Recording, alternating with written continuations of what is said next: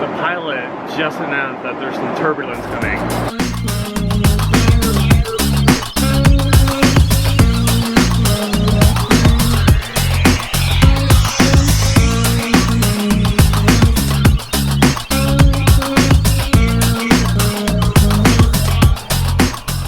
The start of an epic, long, literally long journey. Let's get to it.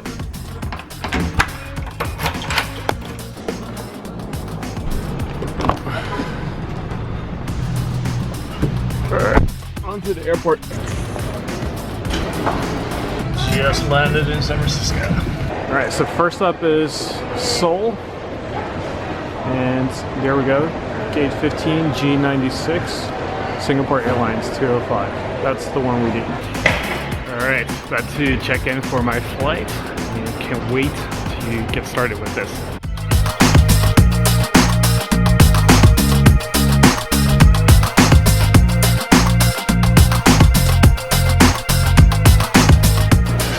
Just waiting for my ticket to be printed now. I have 1A, right? Yeah, you have 1A. Yes. So now I just gotta go through security. So let's go there. Cool, just made it through security. Now I'm on my way to the Singapore Airline Lounge, I should say. So right here.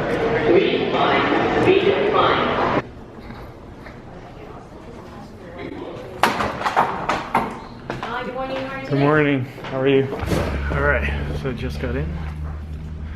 Now I'm just gonna wait for my flight for the next 3 hours.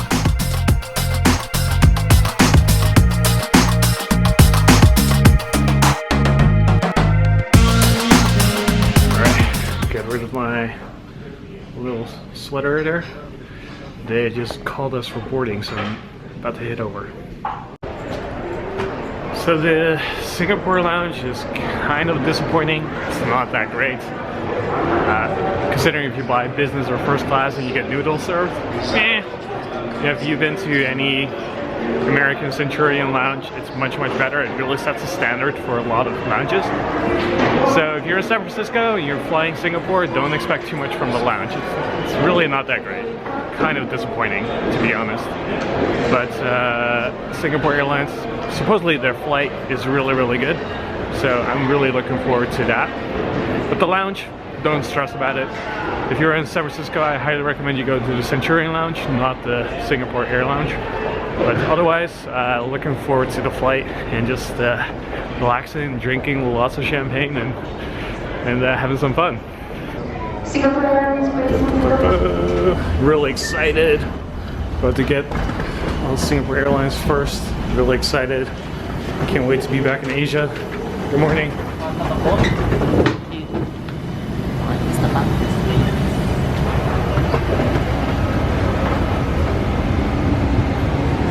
Ooh, 1A.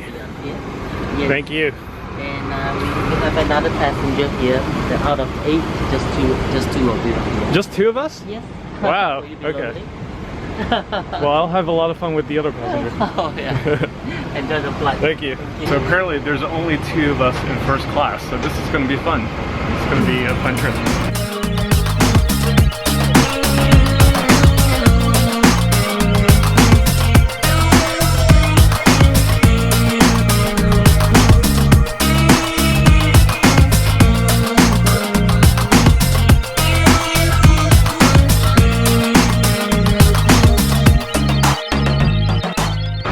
What better way to start your trip with some Dom Perignon? Cheers.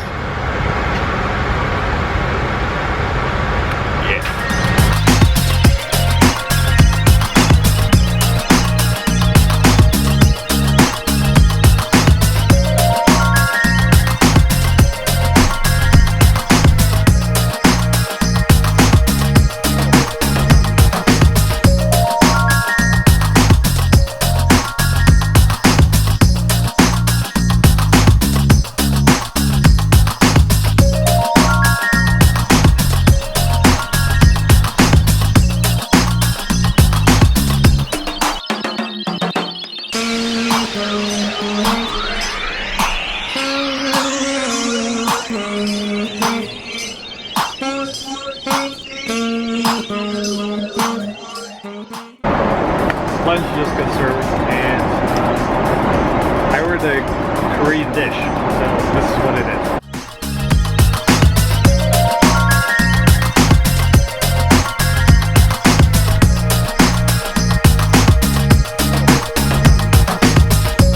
The pilot just announced that there's some turbulence coming.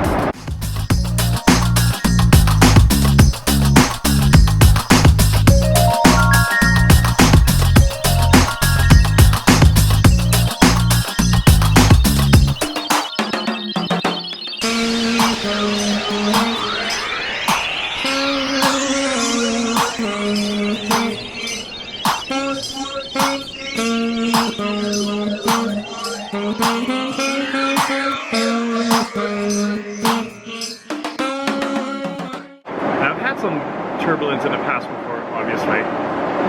It's kind of to be expected, but I've noticed every time I fly first or I fly business, the turbulence doesn't really worry as much. I'm usually the guy who, whenever I sit in coach and there's a lot of turbulence, I kind of get scared a little bit. I get a little bit of anxiety.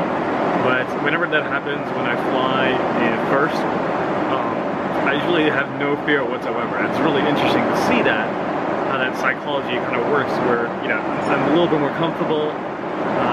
I feel like I'm top of the world, and whenever there's turbulence, I feel like, you know, it's really no big deal. And it's really not, you know. It's like when you drive a car, you expect to hit some bumps in the road, obviously. And it's the same thing with flying, right? Turbulence is to be expected.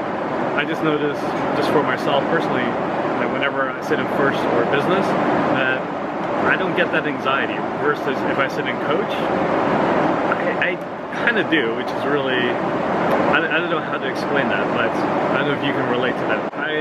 I'm pretty chill about it. I'm not even nervous about it. Whereas, you know, in the past, if I was sitting in coach, I'd be like really, really anxious right now. We're about almost 2 hours into the flight. I'm about to have my creme brulee, my little dessert here. That's not the funny part, the crazy part. The crazy part is I still have Wi-Fi on the plane. You know, I'm going to show you on the map where we are. A little bit past Canada, thousands of miles away. Hopefully this gives you a better overview. And I just have friggin' Wi-Fi on the plane right now. I'm talking to my team over HipChat. I'm texting with people. You can see on my phone. You can actually see that the Asian Efficiency website is loading. And it's 5 o'clock Pacific. And it's just crazy, the technology that is available to us nowadays, you know. And I have to say, it is a little bit pricey. It's like $13 for 30 megabytes, so it's not very cheap. But for very basic stuff that you want to check, it's perfectly fine. So I thought I would just try it out, and I thought it wouldn't work at all. But it is pretty freaking amazing that we have Wi-Fi. We have thousands of feet up in the air, in the middle of the ocean, and still, you know, do the work that we need to do, stay in touch with people, and not be so isolated. So it's really a new connected world out there. So whether that's, you know, Singapore or other airlines, I honestly don't know, but Singapore at least has it. So that makes it definitely worthwhile to consider if you're, you know, need to work on the plane when you're flying from the US to Asia. We're about almost 4 hours in. It's getting a little bit dark. It's getting a little bit more nighttime, especially since it's Central Time from my location, home base. It's getting a little late, and so they give you pajamas. So I have my pajamas here, and so I'm gonna turn into my pajamas and kind of get ready to get some sleep. And this is a really long flight. It's about 12 hours, so I want to try to get maybe 5-6 hours of sleep in. Kind of readjust to time zones as well, so that by the time I land, hopefully things will be a little bit easier as well.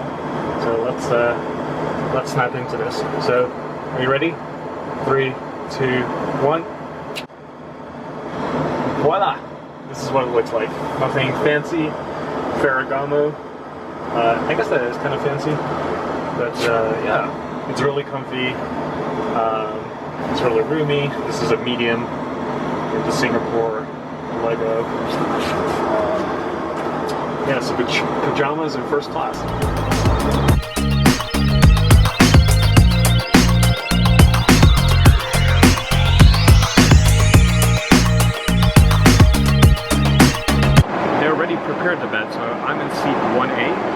seat behind me is my bed. Since there's only 2 people in first class, all the other seats are open, so I can use those for whatever I want to do.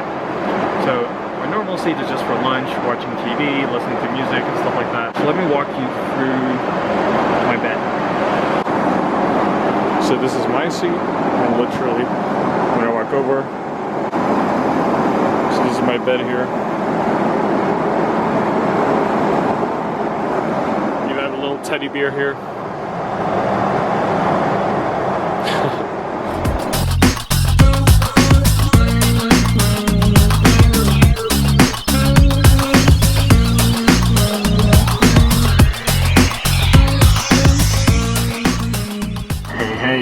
So I just woke up from a really long nap. I probably slept for like 3.5, almost 4 hours.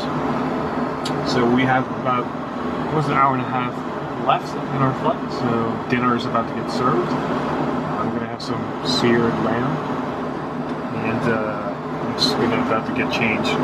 So when I was getting my PJs on, I gave them my clothes, and they hung it up. And what's surprising about the bed, it's actually pretty comfortable. It's obviously not a 5-star hotel or anything, but it was easy to sleep. It was easy to twist and turn. I don't feel stiff or anything, so it was a really good sleep, really good quality sleep that I got. I'm really happy with that. And that's essentially one of the things you're paying for when you do go first, is that you have that luxury to be able to do that, to feel a certain way, and have everything else taken care of. And by the time I got back to my original seat, everything was cleaned up, everything was reorganized, so it was kind of nice. To give you an idea how smooth the ride was, so when I went to sleep right behind me in that little bed, these 2 water bottles stayed up the whole time in my bed. So they never moved or even fell off. That's how smooth the flight was. So it was just really nice to be able to sleep like that, not worry about turbulence whatsoever.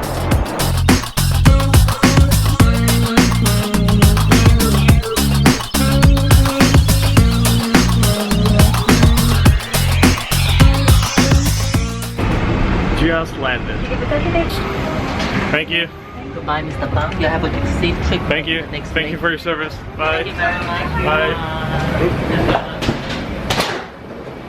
Alright, landed in Seoul. Really excited. On to go through security. I'm actually going to go back on the same plane. I just have to go through security and then go back on the same plane. But overall, it was a really enjoyable flight.